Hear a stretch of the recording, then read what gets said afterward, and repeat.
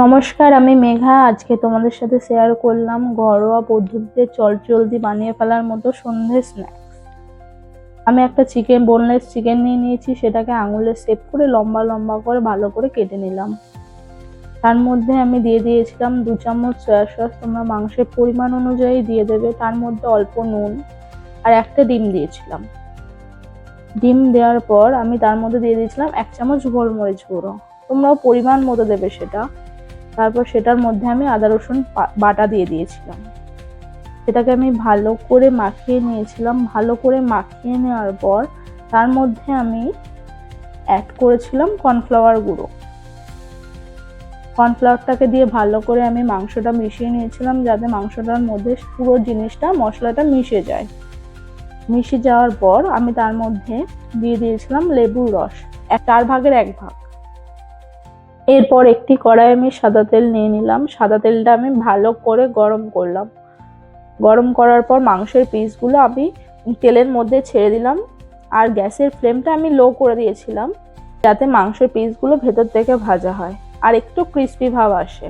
ভাজা হয়ে যাওয়ার পর আমি মাংসগুলোকে উল্টে দিলাম। ভালো করে মাংসের টুকরোটা আমি ভালো করে ভেজে নিয়ে সেটাকে একটা আমি পাত্রে তুলে নিলাম। এরপর কড়াইয়ে একটু সাদা তেল দিয়ে রসুন কুচি দিয়ে দিলাম। রসুন কুচিটা দিয়ে দেওয়ার পর সেটাকে একটু নেড়ে নিয়ে তার মধ্যে আমি দিয়ে দিলাম লম্বা লম্বা করে কেটে রাখা ক্যাপসিকাম কুচি। তোমরা তোমাদের শেপে কেটে নেবে, আমি লম্বা লম্বা করে কেটে নিয়েছি। তারপর দিয়ে দিলাম পেঁয়াজ কুচি, পেঁয়াজ আর লঙ্কা কুচি। সেটাকে আমি হালকা করে নেড়ে নিয়ে তার মধ্যে দিয়ে দিলাম পরিমাণ মতো একটু নুন দেওয়ার পর এটাকে একটু ভালো করে নেড়েচেড়ে নিয়ে তার মধ্যে আমি অ্যাড করেছিলাম সস, যেমন টমেটো সস, সয়া সস দিয়েছিলাম 2 চামচ, একটু গ্রিন চিলি দিয়েছিলাম, একটু রেড চিলি দিয়েছিলাম। তোমরা তোমাদের পরিমাণ অনুযায়ী দেবে, যার যতটা মাংসের পরিমাণ থাকবে সে ততটা দেবে। এরপর আমি দিয়েছিলাম 1 চামচ পরিমাণ গোলমরিচ গুঁড়ো। তোমরা তোমাদের ঝাল যে যেরকম ঝাল খাও সেই পরিমাণ তোমরা দেবে।